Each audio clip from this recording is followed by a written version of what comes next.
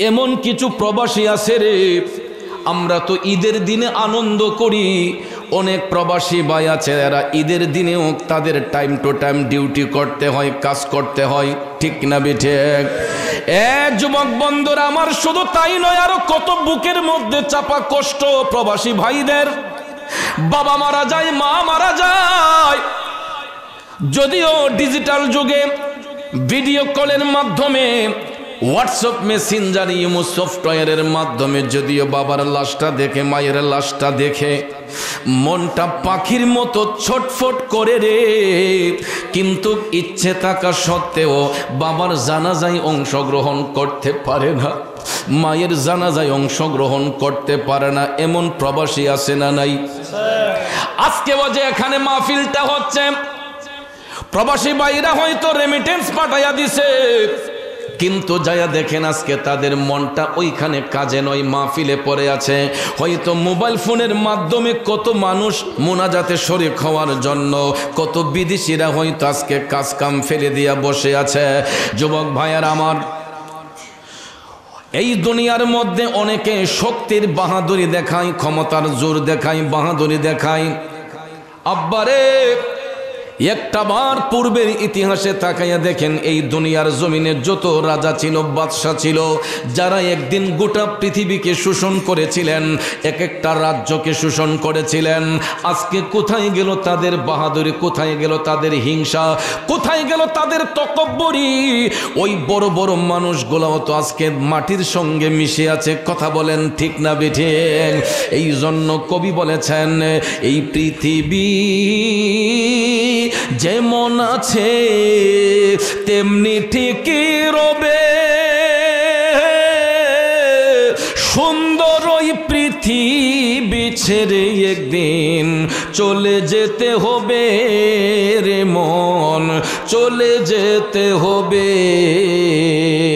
কথা বলেন ঠিক কিনা? আব্বাজিরা আমার, আজকেও আমি দুইটা মৃত্যুর সংবাদ পাইলাম রে। একজন ভদ্র মহিলা আমার মুরিদ সন্তান ছিলেন, আর একজন আমার তরিকতের একজন বোন ছিলেন, যাদের হাসি মাখা মুখটা এখনো চোখের সামনে ভাইসা উঠে।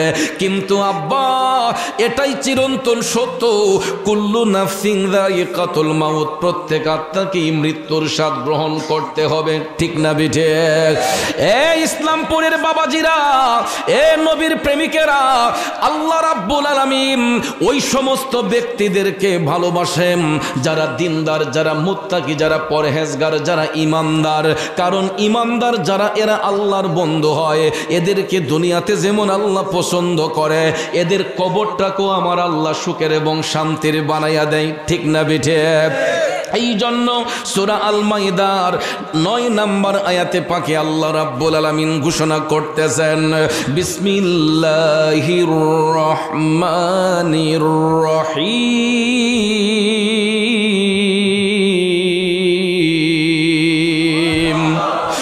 ওয়া'দাল্লাহুল্লাযীনা আমানু ওয়া আমিলুস সালিহাতি লাহুম মাগফিরাতুন ওয়া আজরুন আযীম।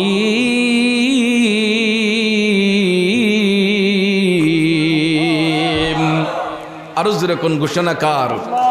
ওয়া'দাল্লাহ, আল্লাহ ওয়াদা করছেন, আল্লাহ শপথ করতেছেন, ওয়াদা করতেছেন, আল্লাযীনা আমানু, যারা ইমানদার, যারা ইমান এনেছে, ওয়া আমিলুস সালিহাত, এবং যারা সৎ কাজ করেছে।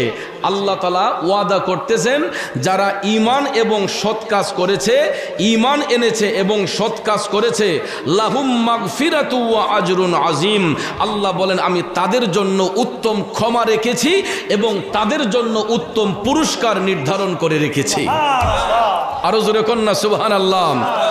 সাথে সাথে আল্লাহ তাআলা এটাও বলে দিয়েছেন, ওয়াল্লাযীনা কাফারু ওয়া কাযযাবু বিআয়াতিনা উলাইকা আসহাবুল জাহিম।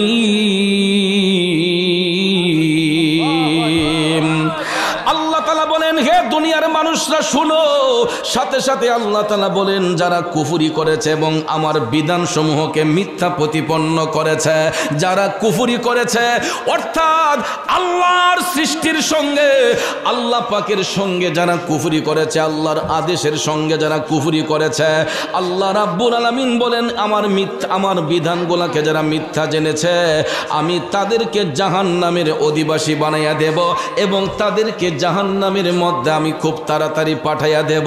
তাইলে বলুন ইমানদারের দাম আল্লাহর কাছে আছে না নাই? ইমানদার সম্পর্কে আল্লাহ তাআলা ওয়াদা করতেছেন যারা ঈমান এনেছে এবং যারা ভালো কাজ করেছে, সৎ কাজ করেছে, আল্লাহ বলেন তাদের জন্য আমি ক্ষমা করে রেখেছি, উত্তম পুরস্কার রেখেছি। এখন আমার প্রশ্ন হলো ইমানদার কারা? কারা ঈমান আনে? ঈমান তো শুধু আল্লাহর উপর আনলে হবে না, পরকালের উপর আনলে ইমানদার হয় না। এই ইসলামপুরের বাবাজিরা আল্লাহর উপরে বিশ্বাস স্থাপন করলে, পরকালের উপর বিশ্বাস স্থাপন করলে পৃথিবীতে অনেক ধর্মের মানুষরাই ইমানদার হইয়া যাইতো, ঠিক না বেঠে? কারণ হিন্দু, বৌদ্ধ, খ্রিস্টান, ইহুদি, নাসারা এরা সবাই আল্লাহ মানে, পরকাল মানে, যদিও প্রয়োগের ক্ষেত্রে একটু ব্যবধান হয়। কেউ বলে ভগবান, কেউ বলে ঈশ্বর, কেউ বলে যিশু, কেউ বলে গড, কেউ বলে আল্লাহ, কিন্তু সব সৃষ্টির মূলেই হলেন এক স্রষ্টা, তিনি হলেন আমার আল্লাহ। কথা বলেন ঠিক না বেঠে? একমাত্র নাস্তিক ছাড়া পৃথিবীর জমিনে 4.5 কোটির উপরে নাস্তিক আছে। নাস্তিক যারা এরা আল্লাহ পর্যন্ত বিশ্বাস করে না। তাছাড়া ধর্মের অনুসারী যারা, সব ধর্মের লোকেরা আল্লাহ মানে, পরকাল মানে। কিন্তু আমার প্রশ্ন হলো বাজান, হিন্দুরা যদিও আল্লাহ মানে, পরকাল মানে, বলুন তো আমার নবীরে মানে? খ্রিস্টানরা আল্লাহ মানে, পরকাল মানে, আমার নবীরে মানে।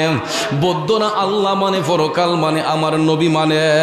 ও বাজান, হিন্দু, বৌদ্ধ, খ্রিস্টান কেন, মুসলমানের মধ্যেও তো কিছু কিছু মুসলমান আমার নবীর শান ও মান মানতে গিয়া একটু অ্যালার্জি রোগ আছে না নাই? কথা বলেন আছে না নাই? আব্বাজিরা আমার নবীকে মানতে গিয়া কিছু কিছু মানুষের অ্যালার্জি আছে। আর ওই অ্যালার্জি রোগ যাদের মধ্যে আছে গো, এরাই হলো বেঈমান, এরা হলো মুনাফিক। কথা কোন ঠিক কিনা?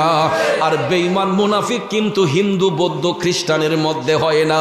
বলতে পারেন চৌধুরী সাহেব কেন? কারণ হিন্দু, বৌদ্ধ, খ্রিস্টান এরা এমনিতেই বেদিন, ঠিক না ঠিক? এরা এমনিতেই ধর্মের বাহিরে, এদেরকে বলা হয় বেদিন। আর বেঈমান মুনাফিক হয় মুসলমানের মধ্যে। কথা কোন ঠিক না ঠিক?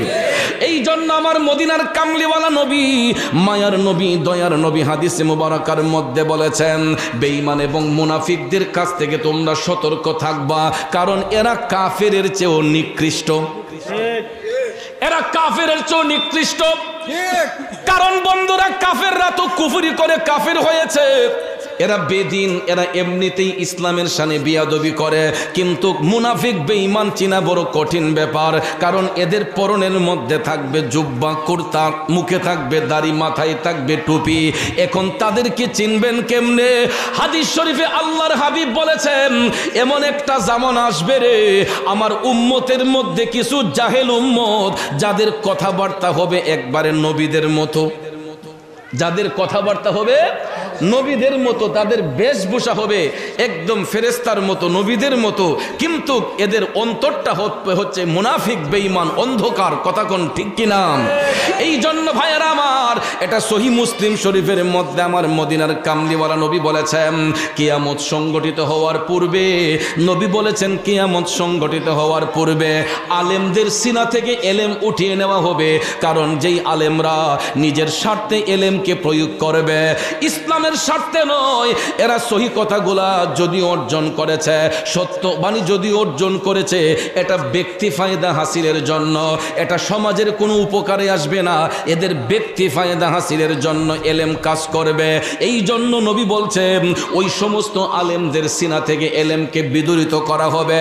শুধু তাই নয়, আমার মদিনার কামলিওয়ালা নবী বলছেন কিয়ামত সংগঠিত হওয়ার পূর্বে মানুষের মধ্যে অজ্ঞতা বেড়ে যাবে এবং মানুষের কাজকর্ম হবে মূর্খদের মতো। এরা জ্ঞান চর্চা করবে কিন্তু তাদের আচরণ হবে মূর্খদের ন্যায়, এবং এরা ওপেনলি সঙ্গমে লিপ্ত হয়ে যাবে। এমন কিছু মানুষ থাকবে এরা ওপেনলি অবৈধ মেলামেশায় রাস্তাঘাটে মিলিত হবে, যেই রকমটা গরু ছাগল রাস্তাঘাটের মধ্যে মেলামেশা করে। ঠিক না ঠিক? গরু ছাগলের কিন্তু মিলন করতে কোনো পর্দার প্রয়োজন হয় না। কথা কোন ঠিক না ঠিক? এরা দেখবেন রাস্তাঘাটে মেলামেশা করে। রসুল ১৫০০ বছর আগে বলেছেন এমন একটা জামানা আসবে, ওই জামানায় মানুষগুলার খাসিয়ত হবে পশুদের মতো। এরা রাস্তাঘাটে খোলা আকাশের নিচে পর্দাবিহীন এরা ওপেনলি সঙ্গমে লিপ্ত হয়ে যাবে। তাহলে আপনারা বলুন, এই দৃশ্যগুলা অনেক সময় আমাদের চোখে পড়ে কি পড়ে না? বন্ধুরা, বাবাজিরা, এই যে একটা মোবাইল ফোন আমাদের হাতের মধ্যে দেখতে পাচ্ছেন, এই মোবাইল ফোনটা যখন ওপেন করবেন, টিকটক খোলেন, ফেসবুক খোলেন, ইউটিউব খোলেন, কিছু কিছু ভাইরা ব্যবসার দাম দেয় টাকা রুজির জন্য, এমন কিছু ভিডিও বানাইয়া ইউটিউব, ফেসবুক, টিকটকের মধ্যে ছাড়ে। এইগুলা দেখার সঙ্গে সঙ্গে চোখটাকে বন্ধ করতে হয়। কথা কোন ঠিক না বিঠে? চোখটাকে বন্ধ করতে হয়। আগে মনে করতাম, মনে হয় ছোট্ট বাচ্চাগুলাই এইগুলা করে, বাচ্চাগুলা অবুঝ হইয়া মনে হয় এইগুলা করে। কিন্তু বর্তমানে সোশ্যাল মিডিয়া খুললে দেখা যায় দাড়িগুলা পেকে গেছে, চুলগুলা সাদা হয়ে গেছে। কিছু কিছু মুরব্বী বাবারাও এখন টিকটক করার জন্য অভিনয়ে পাগল হয়ে গেছে। আমি বলতে চাই, মুরব্বী বাবা গো, আপনার তো এখন এইগুলা করার সময় না। আপনাকে তো কবর হাত ছানি দিয়া ডাকতেছে, যে কোনো মুহূর্তে ডাক চলে আসতে পারে। ঠিক না বিঠিক? ওরে ভবরঙ্গ হবে যে বঙ্গ ছবি, সাদেরই অঙ্গ তোমার মাটিতে মিলাবে, জন্মিলে মরিতে হবে। ঠিক না বেঠিক? এই এমন একটা জামানার মধ্যে এসেছি, মানুষ এখন মরণকে ডরে না, মানুষ এখন মরণকে ভয় পায় না, যে যেমনি খুশি তেমনি চলতেছে। কিন্তু আমার বাবাজিরা, কবরবাসীরা আমাদেরকে দেখতেছে, আর এরা এখন আমাদের জন্য আফসোস করতেছে, আরে আমরা যা করেছি তোমরা তা কইরো না। কারণ কবরবাসীরা এখন কবরের মধ্যে অনেকেই আমাদের কুকর্মের কারণে অনেক কবরবাসীরা কবরে আযাব। কথা কোন ঠিক কিনা? দুনিয়াতে নেক আওলাদ রেখে না যাওয়ার কারণে, দুনিয়ার জমিনে নেক সুসন্তান রেখে না যাওয়ার কারণে আমাদের কিছু কিছু কার্যকলাপে কবরবাসীদের আযাব হচ্ছে। কথা কোন ঠিক না বেঠে? এই জন্য দেখবেন মাঝে মধ্যে আমরা ঘুমের ঘরে অনেক ভয়ঙ্কর স্বপ্ন দেখি কি দেখি না আব্বারে? মাঝে মধ্যে দেখবেন ভয়ঙ্কর স্বপ্ন দেখি। এই জন্য বাবাজিরা শোনেন, হাদিস শরীফে রাসূল বলেছেন, যখন তোমরা কোনো মৃত ব্যক্তিকে স্বপ্নের ঘরে দেখতে পাও, তোমরা বুঝে নিও নিঃসন্দেহে এরা কবরের মধ্যে আযাবের মধ্যে পতিত রয়েছে। অনেক সময় দেখবেন আব্বা এ নেওয়ার জন্য, আম্মা এ পুত্রে আই আমার কাছে নেই তোরে নেওয়ার জন্য, বা অনেক সময় দেখতে পাই অনেক বিকট ধরনের স্বপ্ন, আমরা বিদ্রুপের মতো কিছু স্বপ্ন মাঝে মধ্যে দেখতে পাই। এই সম্পর্ক হাদিসে পাক রাসূল বলেছেন, তোমরা বুঝে নিও তাদের কবরের মধ্যে আযাব রয়েছে। কারণ দুনিয়ার জমিনে আওলাদ রেখে যায়, এই কারণেই এই রকম ইসালে সওয়াবের মাহফিল, তাদের আত্মার মাগফিরাতের জন্য মাদানী পরিবেশ যখন আমরা করব, এই সওয়াবগুলা তাদের কবরে গেলে আগুনের মধ্যে পানি ঢাললে যেরকম আগুন নিভে যায়, ঠিক তদ্রূপভাবে আমরা যখন দুনিয়ার জমিন থেকে নেক আমল করি, ভালো কিছু কাজ করি, এর জেজা আল্লাহ রাব্বুল আলামিন পানির মতো সেই কবরবাসীর আযাবের মধ্যে ফেলে দিয়ে তাদের কবরের আযাবকে আল্লাহ মোচন করে দেয়। তাহলে আজকের এই মাহফিল হওয়াতে আমরা খুশি নাকি বেজার? আরো জোরে বলেন, খুশি নাকি বেজার?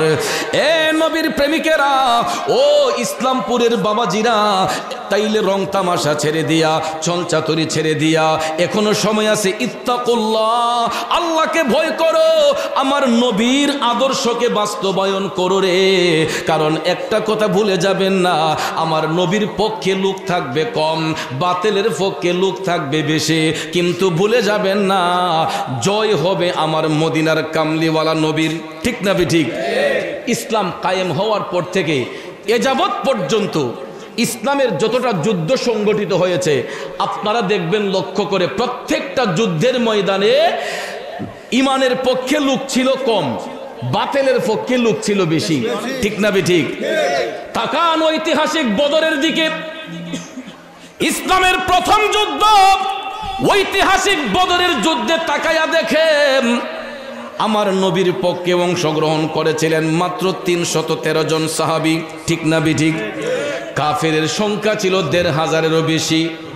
শুধু তাই নয়, উহুদের যুদ্ধে তাকায়া দেখেন, হুনাইনের যুদ্ধে তাকায়া দেখেন, খাইবারের যুদ্ধে তাকায়া দেখেন, খন্দকের যুদ্ধে তাকায়া দেখেন, কারবালার যুদ্ধে তাকায়া দেখেন, প্রত্যেকটা যুদ্ধের মধ্যে ইমানদারের পক্ষে লোক ছিল কম, বাতিলের পক্ষে লোক ছিল বেশি, ঠিক না বেঠিক? কিন্তু জয় কি সত্যের হবে নাকি মিথ্যার হবে? ইমাম হুসাইন কারবালার ময়দানে যখন অংশগ্রহণ করেছিলেন, সাথে ছিলেন মাত্র 72 জন। কজন? আর এজিদের সংখ্যা ছিল 22,000-এরও বেশি। কথা কোন ঠিক কিনা? 22,000 লোক বেশি নাকি 72 জন বেশি? তাহলে 22,000 লোক যদি বেশি হয়, তারা তো হামলা করলে 72 জনের অস্তিত্ব থাকার কথা ছিল না, ঠিক না বেঠিক? কিন্তু আমার ভাইয়েরা, একটা কথা মনে রাখবেন, বাতিলের পক্ষে লোক যদিও বেশি থাকে, ইমানের পক্ষে যদিও লোক কম থাকে, আমার আল্লাহ সত্যের জয় দান করে এবং সত্যটাকে আমার আল্লাহ বিজয় দান করে। কথা বলেন ঠিক না বেঠিক? এই জন্য ভাইয়েরা আমার, বন্ধুরা আমার, আজকে যদিও আমরা নবীর প্রেমিকরা কম হয়ে থাকি, একটা কথা মনে রাখবেন, আমরা এখানে যারা এসেছি আমরা হুসাইনি মুসলমান, ঠিক না বেঠিক? আমরা নবীর আদর্শের সৈনিক, কথা কোন ঠিক না বেঠিক? আমরা কারবালার আদর্শের সৈনিক, কথা কোন ঠিক কিনা? এই জন্য ভাইয়ের আমার, কামলিওয়ালা নবী বলেছেন, 1 কোটি মুনাফিক যদি এক পাল্লায় হয়, একজন মুমিন যদি এক পাল্লায় হয়, আমার আল্লাহ একজন মুমিনের পাল্লাই ভারী করে দিবে। আল্লাহু আকবার, আল্লাহু আকবার, ইয়া রাসূলুল্লাহ, ইয়া রাসূলুল্লাহ। নবী নবী কইরা আমার মরণ যেন হয় গো, নবী নবী কইরা আমার মরণ যেন হয়। ভাইরে ওই মরণে পাইব শান্তি, ওই মরণে পাইব শান্তি, থাকবে না রে ভয়। নবী নবী কইরা আমার মরণ যেন হয় গো, নবী নবী কইরা আমার মরণ যেন হয়। বন্ধুরে, এই জন্য নবী নবী কইয়া মরতে চাই, কারণ দুনিয়া সাইরা যখন কবরে যাইব, সেখানে কোনো ভালোবাসার মানুষ পাবো না, ওই কবরের মধ্যে গেলে আমার নবী পাবো। দুনিয়ার জমিনে ভালোবাসার মানুষের অভাব নাই। এ যুবক, এখনো যাইয়া দেখেন, বাজারের মধ্যে, রাস্তার মোড়ে মোড়ে, দোকানপাটে গিয়ে দেখেন এখনো বন্ধু বান্ধবের আড্ডা। আমি বলতে চাই, বন্ধুর চোখের সামনে বন্ধু যদি মারা যায়, হয়তো 2 ফোঁটা চোখের পানি ছেড়ে কান্না করবে। ভাইয়ের চোখের সামনে ভাই যদি মারা যায়, হয়তো ভাই 2 ফোঁটা চোখের পানি ছেড়ে কান্না করবে। স্ত্রীর চোখের সামনে স্বামী মারা গেলে হয়তো স্ত্রী কান্না করবে। স্বামীর চোখের সামনে স্ত্রী মারা গেলে হয়তো কান্না করবে। এ যুবক বন্ধুরা, সন্তানের চোখের সামনে বাবা মারা গেলে, মা মারা গেলে হয়তো 2 ফোঁটা চোখের পানি ছেড়ে কানবে। কিন্তু এর চাইতে বেশি কিছু করলে দোকানে যাইয়া কাফনের কাপড়টুকু কিনে আনবে। কাফনের কাপড়টুকু কিনে আইনা দেখবেন বড়ই পাতার গরম জল দিয়ে আমাদেরকে গোসল দিয়া খাটিয়ার মধ্যে শুয়াইয়া সন্তানগুলা কানবে, স্বজনগুলা কাইন্দা কাইন্দা কবরের দিকে যখন লাশটা নিয়ে যায়, কবরের পারে যাওয়ার পরে দেখবেন 3 জন কবরের মধ্যে নাইমা যায়, ঠিক না বিঠিক? হয়তো স্বজনের মধ্যে হতে কেউ, না হলে বাবার সন্তান, কোনো একজন কবরের 3 জন কবরের মধ্যে নামে। সবাই উপর থেকে লাশটা যখন 3 জনের হাতে দেয়, ওই 3 জন সহ কবরের পারে যারা থাকে, সবার জবান থেকে তখন একটাই কথা বের হয়, বিসমিল্লাহি ওয়া আলা মিল্লাতি রাসূলিল্লাহ। কথা বলেন ঠিক না বিঠিক? তখন তো কোনো দলের দোহাই দেওয়া হয় না যে দুনিয়ার জমিনে সে অমুক দল করছে, তমুক দল করছে, কারণ তখন আর কোনো দলের পরিচয় হবে না। তখন ভাইয়ের আমার, রাজা বলেন, বাদশাহ বলেন, মন্ত্রী বলেন, মিনিস্টার বলেন, চেয়ারম্যান সাহেব বলেন, মেম্বার সাহেব বলেন, মুফতি সাহেব বলেন, মুহাদ্দিস সাহেব বলেন, সবাইকে কবরে রাখার সময় জবান থেকে এই কথাটাই বের হয়, বিসমিল্লাহি ওয়া আলা মিল্লাতি রাসূলিল্লাহ। কথা বলেন ঠিক কিনা? কবরের মধ্যে শোয়ানো হয়। সন্তানগুলা বাঁশের চড়ার দিয়া আস্তে আস্তে কবরের গেটটাকে একটু বন্ধ করে করতে করতে করতে দুইজন উঠে যায়। শেষ পর্যন্ত যিনি কবরের মধ্যে থাকে বাঁশগুলা দিতে দিতে যখন একবারে রাস্তাটা সংকীর্ণ হয়ে যায়, তখন দেখবেন দুইজন টান দেয়া কয় আর থাকতে হবে না, তুমি উঠা যাও। তখন দেখবেন সন্তানটা বাবার কবরের পারে তাকাইয়া বাবার চেহারার দিকে, লাশের দিকে তাকাইয়া কান্দে গো। কানলে কি হবে, ওই বাবার সঙ্গে তো আর কবরে শোয় না। সন্তানটারেও উঠাইয়া ফেলা হয়, বাঁশ দিয়া যখন গেটটা বন্ধ করা হয়, তারপরে দেখবেন এই কবরটাকে আরো অন্ধকার করার জন্য উপরের মধ্যে চাটি দেওয়া হয়। চাটি দেওয়ার পরে সন্তানকে ডাক দিয়ে বলা হয়, এ অমুক, তোর বাবার কবরে মাটিটা প্রথম তোর হাতে দে। সন্তান মাটিটা হাতে নিয়ে বাবার কবরের মধ্যে দেয়, চোখের পানি সাইরা কান্দে। কিন্তু কানলে কি হবে, বাবার কবরের মধ্যে মাটি দিয়া দাফন করে 40 কদম দূরে আসার পরে জিয়ারত কইরা যার যার মতো করে সবাই বাড়িতে চলে যায়। একদিন, 2 দিন, 3 দিন যাওয়ার পরে চোখের পানি আস্তে আস্তে বন্ধ হয়ে যায়। কথা কোন? এরপরে দেখবেন সপ্তাহ যায়, মাস যায়, 40-এর অনুষ্ঠানটা করার পরে দেখবেন কোন সময় 1 মাস হইয়া যায়, 2 মাস হইয়া যায়, বছর 1টা যায়, 2টা যায়। সন্তান বাবার কবরের পারে দাঁড়ায় একটু জিয়ারত করারও সময় থাকে না, ব্যস্ততার কারণে চলে যায় বিভিন্ন জায়গায়। কবরখানা জিয়ারত করার মতো সময় হয় না। তাইলে কারে আপন কইম? দুনিয়াতে কে আমাদের আপন রইল?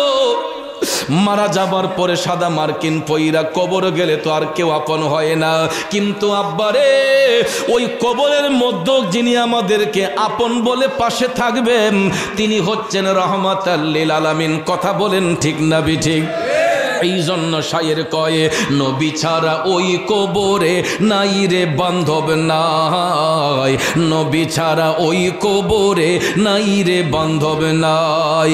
হাসরেতে নবী ছাড়া নাই দরদি নাই, হাসরেতে নবী ছাড়া নাই দরদি নাই, নবী ছাড়া ওই কবরে নাই রে বান্ধব নাই। কথা বলেন ঠিক না বিঠিক? আমার যুবক ভাইয়েরা, এই জন্য আমরা সুন্নিরা নবী নবী কইয়া কান্দি। কারণ নবী শুধু দুনিয়াতে আপন নয়, তিনি কবরে আপন, মিজানে আপন, ফুলসিরাতে আপন, সর্ব জায়গায় নবী আপন হই বিদায় আমরা সবাই নবী নবী কইয়াই কান্দি। ঠিক না বিঠিক? নবী নবী কইরাই আমার মরণ যেন হয় গো, নবী নবী কইরাই আমার মরণ যেন হয়। ভাইরে, ওই মরণে পাইব শান্তি, ওই মরণে পাইব শান্তি, থাকবে না রে ভয়। নবী নবী কইরাই আমার মরণ যেন হয় গো, নবী নবী কইরাই আমার মরণ যেন হয়। বন্ধু,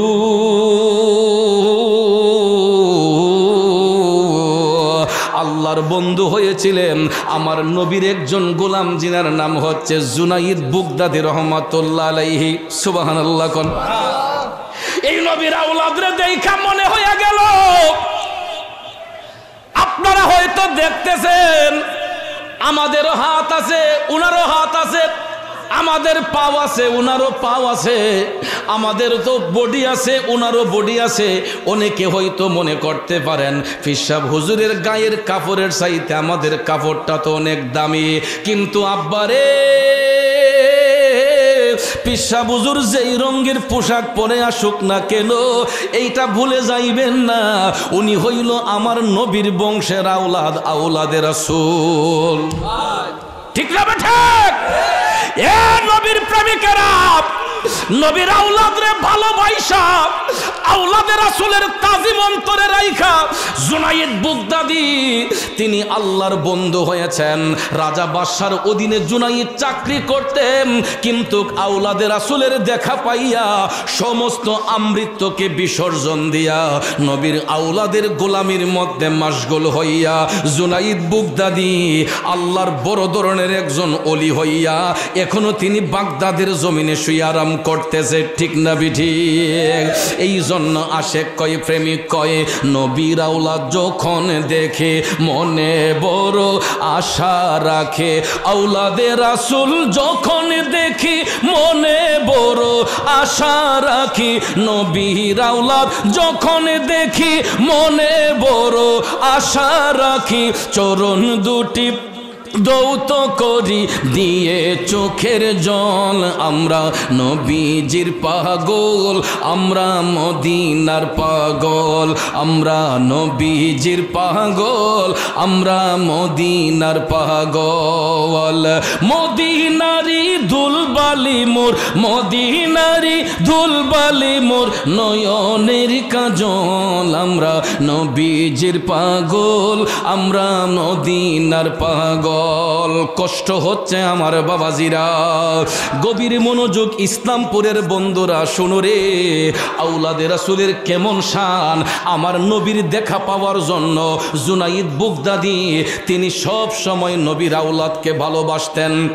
আমি জুনাইদ বুগদাদির জীবনী পড়ে দেখলাম ওনার এত বড় কোনো পাণ্ডিত্যের অধিকারী ছিলেন না, তিনি এত বড় কোনো পাণ্ডিত্যের অধিকারী ছিলেন না। বন্ধুরা আমার, আগেকার জামানায় রাজা বাদশার অধীনে বড় বড় পালোয়ানদেরকে দিয়া কুস্তি লড়াই হইতো। কি লড়াই হতো? কুস্তি লড়াই হতো। যারা কুস্তিতে জয়লাভ করত তাদেরকে পুরস্কার প্রদান করা হইতো। আল্লাহু আকবার বলেন। হাদিস শরীফে তিনটা খেলা সম্পর্কে জায়েজের ফতোয়া আসছে। একটা হলো লাঠি খেলা, আরেকটা হলো সাঁতার খেলা, আর একটা কুস্তি খেলা। এই তিনটা খেলা জায়েজ, আর বাকি খেলার কথা ইসলাম সাপোর্ট করে না, হাদিসে মোবারকায় আসে নাই। তিনটা খেলা সুন্নত, সাঁতার খেলা, লাঠি খেলা এবং কুস্তি খেলা। এই তিনটা খেলা সুন্নত হওয়ার পিছনেও নির্ভরযোগ্য কিছু কিছু কারণ রয়েছে। ইসলামের পক্ষে সাপোর্ট পাওয়ার জন্য, জয়লাভ করার জন্য, অনেক বেদিনদেরকে দিনে আকৃষ্ট করার জন্য অনেক সময় এই ধরনের কিছু কিছু পুরস্কার ঘোষণা করা হতো। তখন ভাইয়ার আমার, নবীর সৈনিকরা এই খেলাগুলোর মধ্যে জয়লাভ করতেন, তখন বাতেলরা সত্যের দিকে দাবিত হতো, কালেমা পড়ে মুসলমান হইতো। আমার কথা কি বুঝতে অসুবিধা হয়? জুনাইদ বুগদাদি বাগদাদের জমিনে অনেক বড় একজন পালোয়ান ছিলেন, যার সামনে কেউ দাঁড়িয়ে কথা বলতো না। তিনি বাগদাদের বাদশার অধীনে জুনাইদ বুগদাদি জয়েন করেছিলেন কুস্তি খেলার জন্য। তার শুধু কাজই ছিল রাজা বাদশার দরবারে কুস্তির আয়োজন হলে কুস্তি নড়া। কিন্তু ভাইয়ের আমার, বাদশা এত গর্ব করত যে আমার জুনাইদের সঙ্গে পৃথিবীতে এমন কোনো বাহাদুর নাই যে জয়লাভ করবে। বাদশা জুনাইদ বুগদাদি নিয়ে খুব গর্ব করত। বাগদাদের জমিনে একজন আওলাদে রাসূল বাস করতেন। ওই আওলাদে রাসূল তিনি 3 দিনের ক্ষুধার্ত ছিলেন, শরীরটা তেনার দুর্বল ছিল, তিনি দেখতে খুবই চিকন হয়ে গেলেন। বন্ধুরা আমার, বাবাজিরা, আওলাদে রাসূলের ঘরের মধ্যে খাবার নাই, তিনি তো কাজ করতে পারেন না, শরীরের মধ্যে এনার্জি নাই, কিন্তু ঘরের মধ্যে খাবার নাই, খাবার আসবো কেমনে? কারণ সৈয়দ বংশের লোকদের জন্য ভিক্ষা করা হারাম, সদকা খাওয়া হারাম। বুঝতে পারছেন? যারা সৈয়দ বংশের লোক তাদের জন্য যাকাত এবং সদকা, ফিতরা এইগুলা খাওয়া তাদের জন্য রাসূল হারাম করে দিয়েছেন, যে আমার বংশের আওলাদরা এরা সদকা খাবে না, যাকাত খাবে না, ফিতরা খাবে না, তাদের রিজিকের ফয়সালা করে দিবেন মহান আল্লাহ। বন্ধুরা আমার, বাবাজিরা, বাগদাদের জমিনে এই আওলাদে রাসূল একদিন নয়, 2 দিন নয়, 3 দিন যাবত নবীর আওলাদের ঘরের মধ্যে খাবার নাই। 3 দিন যদি একটা লোক ক্ষুধার্ত হইয়া থাকে গো, আপনারা বলেন তো ওই লোকটার অবস্থাটা কেমন হবে? এ বন্ধুরা, নবীর আওলাদ 3 দিনের ক্ষুধার্ত, ঘরের মধ্যে খাবার নাই, ঘরের মধ্যে খাবার নাই। 3 দিনের ক্ষুধার্ত আওলাদের রাসূল কাজ করতে পারে না, শরীরে কোনো এনার্জি নাই।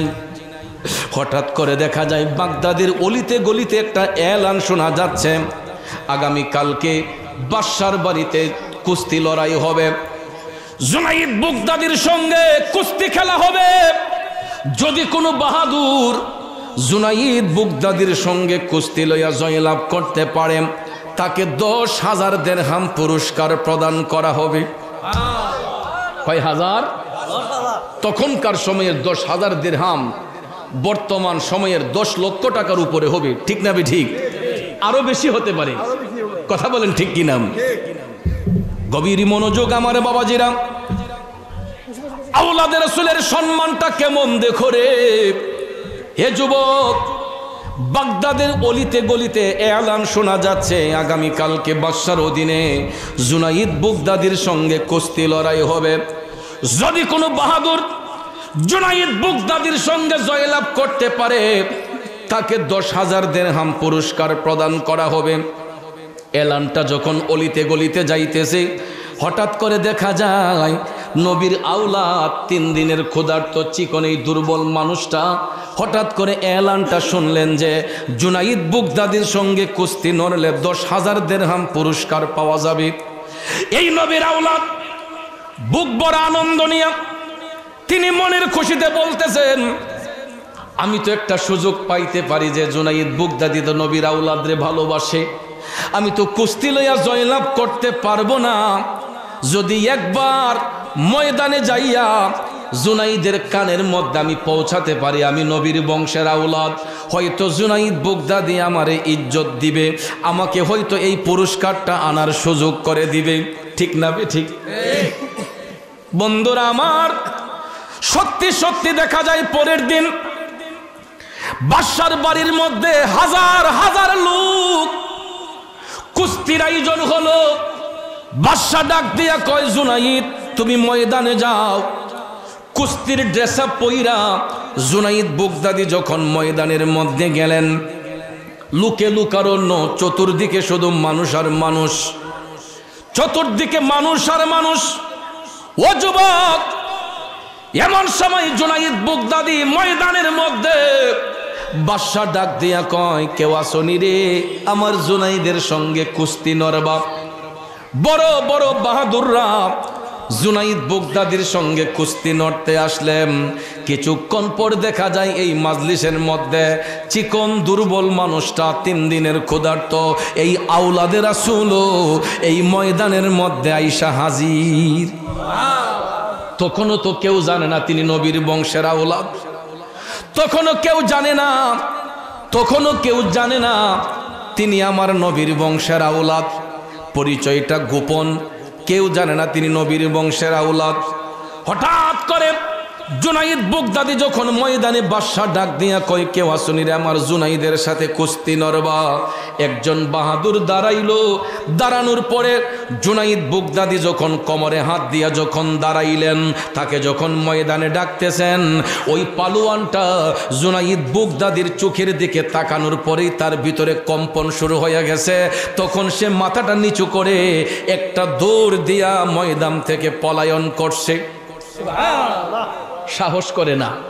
জুনাইদ বুগদাদি এত বড়ই পালোয়ান ছিলেন, যার দিকে তাকানোর সাথে সাথে ওই পালোয়ানের অন্তরে ভয় সঞ্চার হলো। সে আস্তে আস্তে পিছপা হয়ে ময়দান থেকে পালাইয়া গেছে। আরেকজন বাহাদুর দাঁড়ালো। বাদশা বলো, জুনাইদ দাঁড়িয়ে যাও। জুনাইদ বুগদাদি কোমরে হাত দিয়া যখন দাঁড়াইছে গো, তখনও দেখা যায় জুনাইদের চোখের দিকে তাকাইয়া ওই ব্যক্তিটাও ভয়ে পলাইয়া চলে গেছে পিছন দিকে। কেউ সাহস করে জুনাইদ বুগদাদির সাথে কুস্তি নড়ে না। এই রকম ভাবে একজন, দুইজন, তিনজন কইরা একজন একজন করে যখন তারা কুস্তি লইয়া যখন ভয়ে পালাইয়া যায়, সাহস করে কেউ লয় না। একজন একজন করে সবার সিরিয়াল যখন শেষ, তখন বাদশা ডাক দিয়া বলতেছে, এ আর কেউ আসনি রে আমার জুনাইদের সঙ্গে কুস্তি নরবা? আর কোন বাহাদুর কি বাকি আছো আমার জুনাইদের সঙ্গে কুস্তি নরবা? এমন সময়ে দেখা যায় এই 3 দিনের ক্ষুধার্ত চিকন একটা দুর্বল লোক, তিনি যে নবীর বংশের আওলাদ তখনও কেউ জানে না। এই ক্ষুধার্ত লোকটা হাত তুলে বলতেছে, বাদশাহ আমি তোমার জুনাইদের সাথে কুস্তি নরব।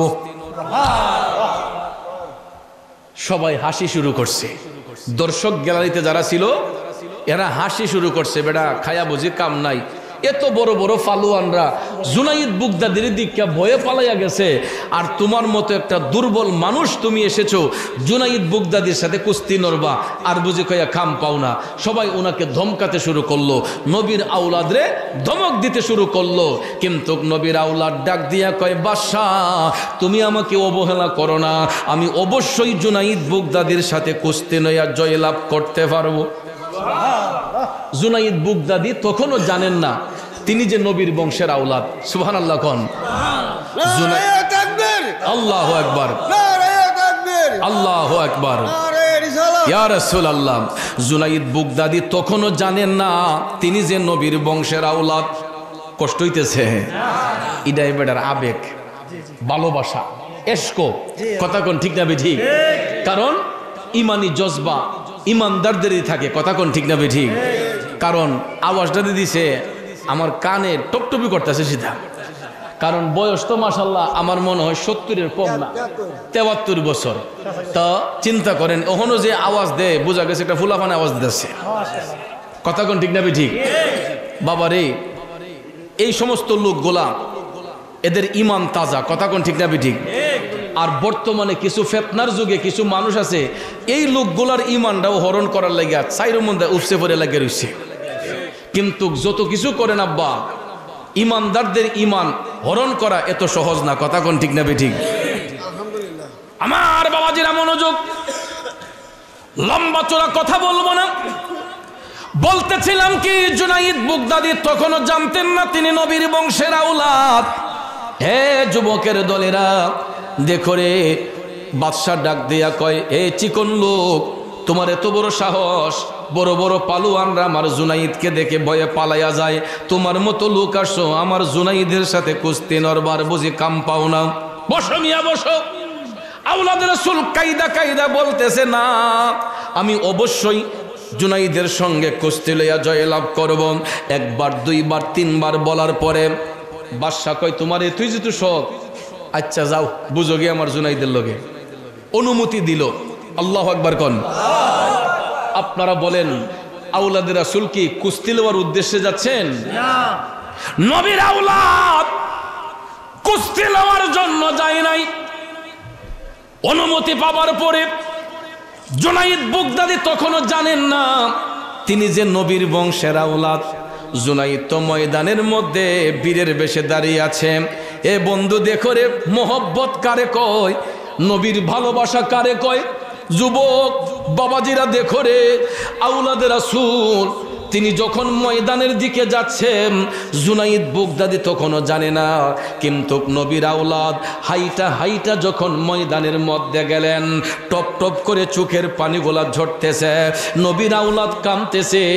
জুনাইদ বুগদাদির কাছে যখন সামনাসামনি চলে গেলেন, আওলাদের রাসূল তিনি ডাক দিয়া বলতেছে, জুনাইদ, ও জুনাইদ, তুমি কেমনে বুঝলা, কেমনে ভাবলা আমার মতো একটা দুর্বল লোক তোমার সাথে কুস্তি লড়তে আসছি? ময়দানের চতুর্দিকে হাজার হাজার মানুষ। এই মুহূর্তে নবীর আওলাদ জুনাইদ বুগদাদিরে ডাক দিয়া কই, জুনাইদ, আমি এতক্ষণ তাকাইয়া দেখছি বড় বড় পালোয়ানরা পর্যন্ত তোমার চোখের দিকে তাকাইয়া ভয়ে পালাইয়া গেছে রে। এ জুনাইদ, আমার মতো একটা চিকন দুর্বল লোক তোমার সঙ্গে কুস্তি লড়তে আসি নাই। জুনাইদ রে, তাকাইয়া দেখ, আজকে 3 দিন ধরে আমার পেটের মধ্যে কোনো খাবার নাই। এ জুনাইদ, আমি শুনেছি তুমি নবীর বংশের আওলাদরে ভালোবাসো। এই কথাটা শোনাস মাত্রই জুনাইদ বুগদাদির কোমর থেকে হাতটা ছুটে গেল। নবীর আওলাদ ডাক দিয়া কয়, জুনাইদ, সত্যি যদি তুমি নবীর আওলাদ রে ভালোবাসা থাকো রে, শোনো জুনাইদ, আমি নবীর বংশের একজন আওলাদের রাসূল। জুনাইদ রে, আমার জন্য ভিক্ষা করা হারাম, আমার জন্য যাকাত ফিতরা খাওয়া হারাম, এই জন্য শরীরটা দুর্বল হওয়ার কারণে কোনো কাজ করতে পারি না। জুনাইদ, আমি শুনলাম তোমার সাথে জয়লাভ করলে 10 পুরস্কার লাগবে না, কুস্তিও নড়তে হবে না, আপনি এমনিতেই 10,000 দিরহাম নিয়ে যান। আওলাদের রাসূল সারা পাইলেন। তখন আওলাদের রাসূল বললেন, জুনাইদ, এটা হয় না, কারণ এখন যদি আমি তোমার সঙ্গে কুস্তি না নড়ি, কেউ তো বিশ্বাস করবে না, সবাই মনে করবে যে আমি ভয়ে পালাইয়া গেছি। আমি তোমাকে অনুমতি দিচ্ছি, তুমি আমাকে জড়াইয়া ধরো, কুস্তির ভান করো। আওলাদের রাসূল অনুমতি দেওয়ার পরে নবীর আওলাদকে জয়ী করার জন্য, নবীর দিদারের পাওয়ার জন্য, নবীর আওলাদকে জয়ী করতে যায়া জুনাইদ বুগদাদি কুস্তির একটা ভাচন ভঙ্গি ধরলেন। যেরকম ভাবে কুস্তির ময়দানে বালুয়ানরা কুস্তি নড়ে, জুনাইদ বুগদাদি কুস্তির একটা ভাও দইরা গো নবীর আওলাদরে তাজিম কইরা জড়াইয়া ধরছে। সুবহানাল্লাহ কন্যা। নবীর আওলাদরে তাজিম কইরা জুনাইদ বুগদাদি জড়াইয়া ধইরা, আব্বা গো, ইচ্ছে করে জুনাইদ মাটির মধ্যে পড়ে গেছে, নবীর আওলাদরে বুকের মধ্যে বসাইয়া দিছে। আরো জোরে কন্যা সুবহানাল্লাহ। বাদশা কয়, মানি না, এই কুস্তি আমি মানি না।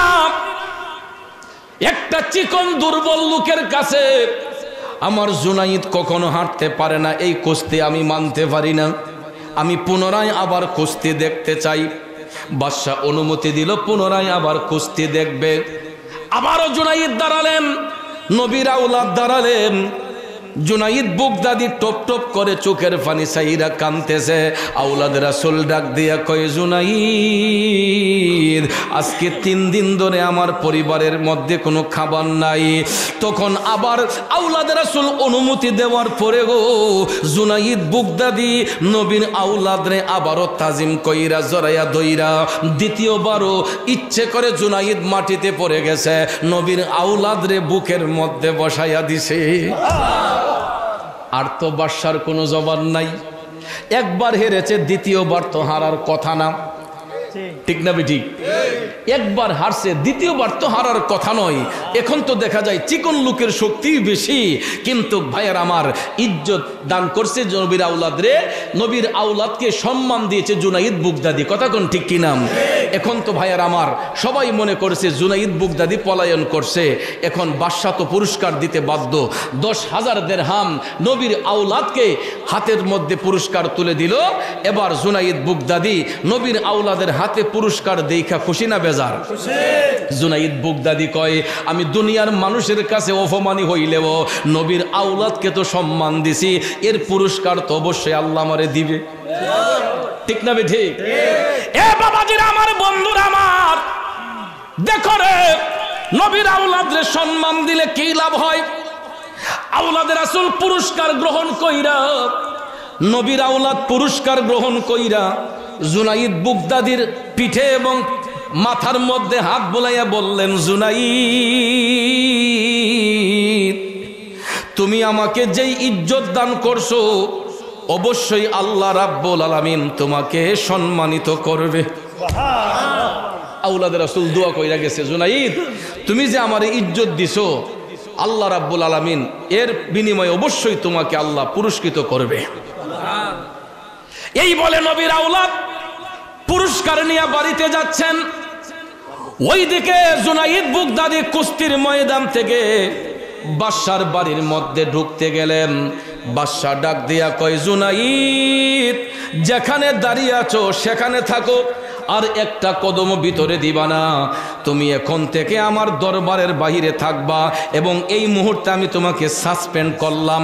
তোমার মতো ফালুয়ান আমার আর দরকার নাই।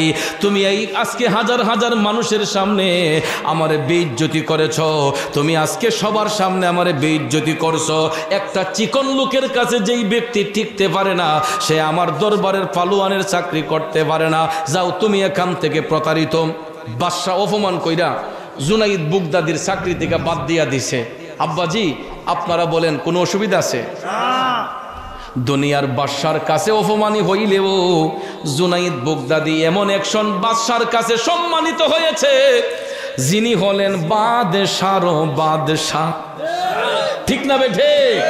মোহাম্মদ মুস্তাফা নবী সাল্লাল্লাহু আলা, তুমি বাদশার বাদশাহ কামলিওয়ালা, তুমি বাদশার বাদশাহ মদিনাওয়ালা।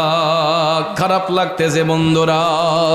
এই ইসলামপুরের নবীর প্রেমিকেরা রে, আমার মুরব্বী বাবাজিরা, ও সম্মানিত মা বোনরা যারা শুনছেন গো, বাদশার কাছ থেকে অপমানী হইয়া জুনাইদ বুগদাদি নবীর আওলাদরে সম্মান দেওয়ার কারণে দুনিয়ার বাদশা অপমান করছে। এই অপমানের গলা কলঙ্ক গলায় লইয়া জুনাইদ বুগদাদি কাইন্দা কাইন্দা নিজের কুড়ে ঘরে চলে গেলেন। নিজের ঘরে যাওয়ার পরে জুনাইদ বুগদাদি আমার নবীর দুরূদ শরীফের আমল কইরা কানতে কানতে ঘুমের ঘরে চলে গেছে। কিসের ঘরে? এ বন্ধু, জুনাইদ বুগদাদি নবীর আওলাদরে সম্মান দিয়া বাদশার কাছে অপমানী লইয়া ঘরে যাইয়া যখন নিজের ঘরে গিয়া ঘুমের ঘরে চলে গেলেন, নিশি রাইতে জুনাইদ স্বপ্নে দেখে রে আমার মদিনার কামলিওয়ালা নবীজি, নবীজি জুনাইদ বুগদাদির স্বপ্নের ঘরে হাজির হইয়া গেছে। আল্লাহু আকবার, ইয়া রাসূলুল্লাহ।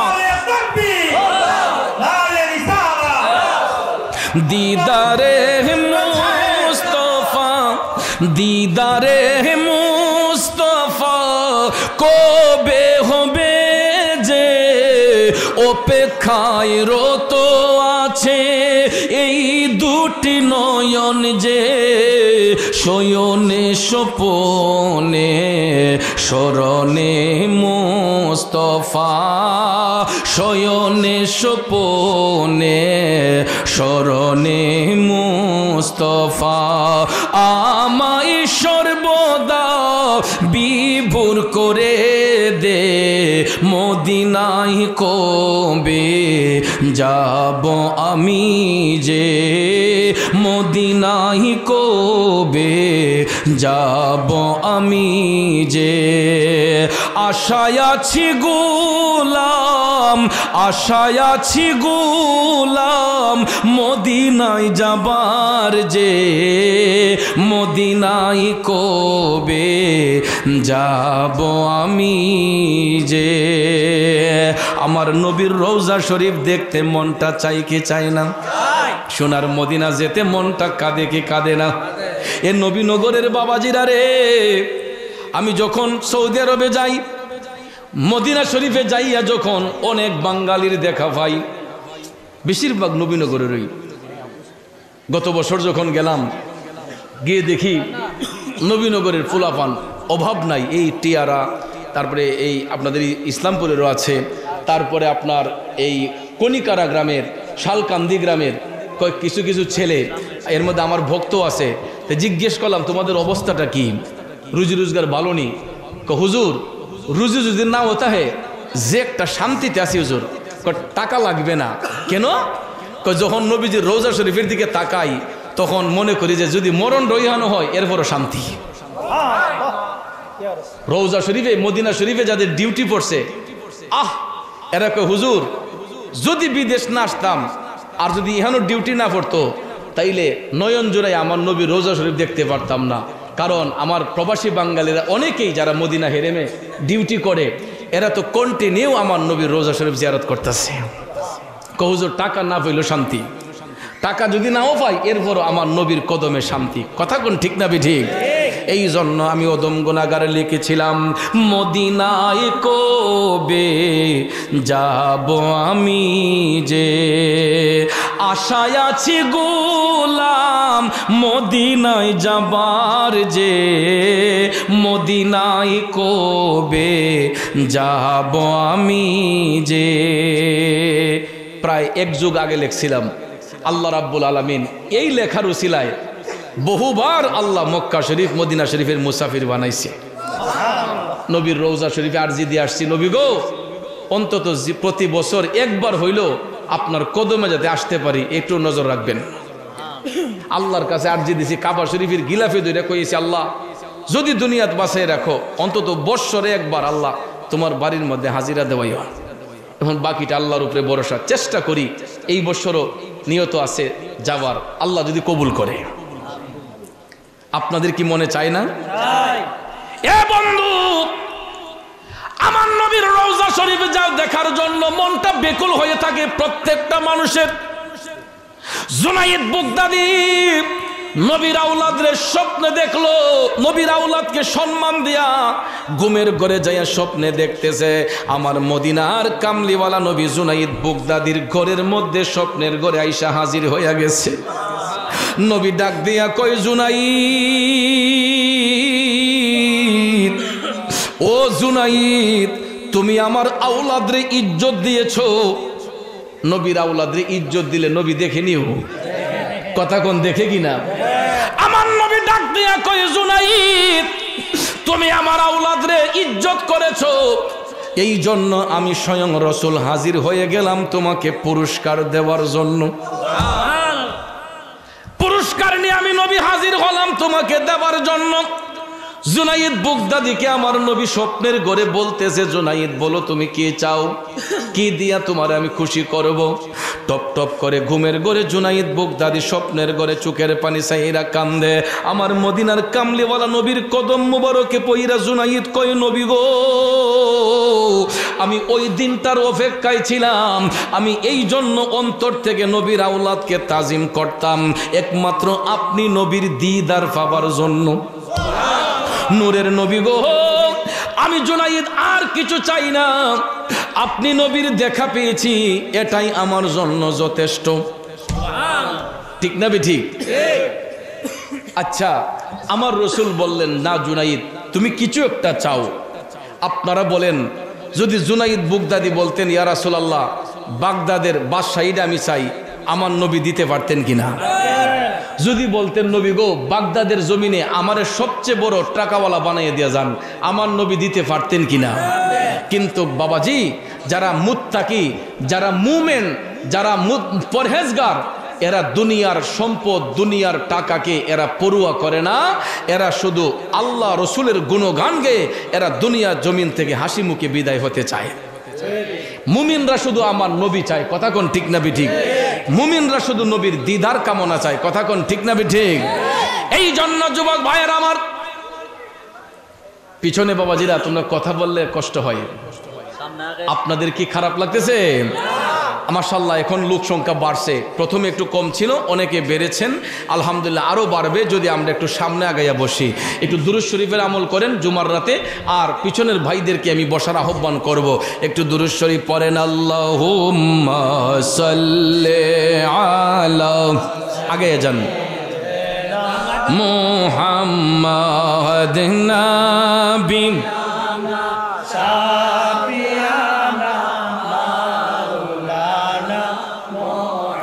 মাহাদ নবী, মাশাআল্লাহ, এই তো সুন্দর।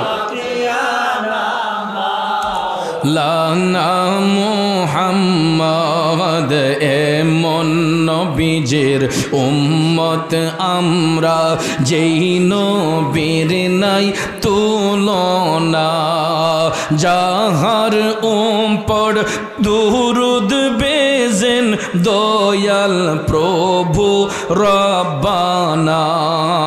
আল্লাহ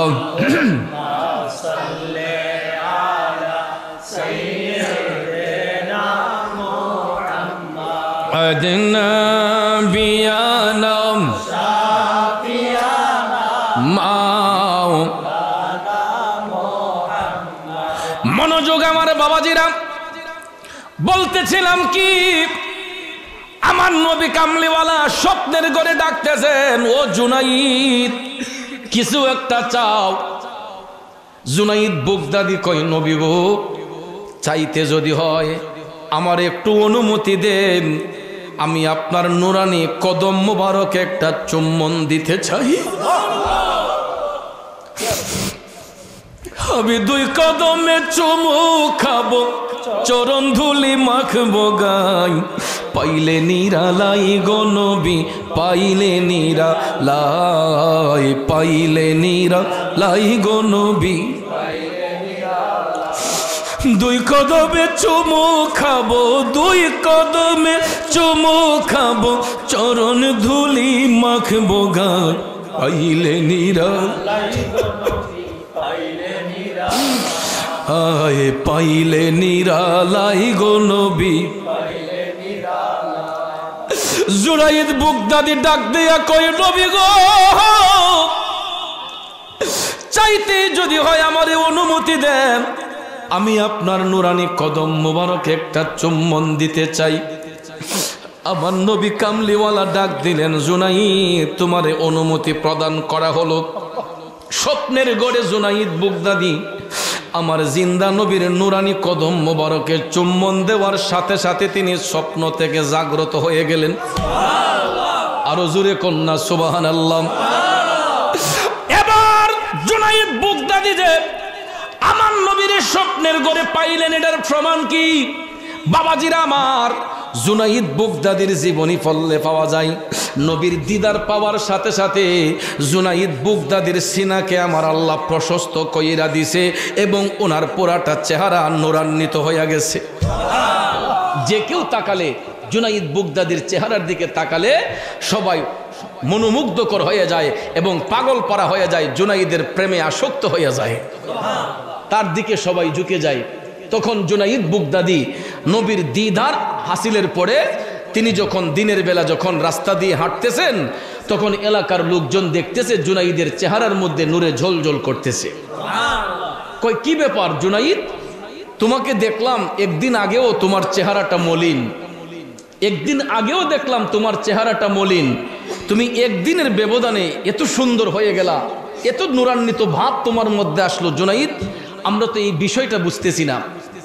তখন জুনাইদ বুগদাদি আবেগ আপ্লুত হইয়া ডাক দিয়া কয়, বাগদাদবাসীরা, ও বাগদাদবাসীরা, তোমরা তো শুধু দেখেছো আমি ওই দিন চিকন লোকের সঙ্গে কুস্তিতে হার মেনেছি, একটা বার তো তোমরা তল্লাশি করলা না এই চিকন লোকের পরিচয়টা কি?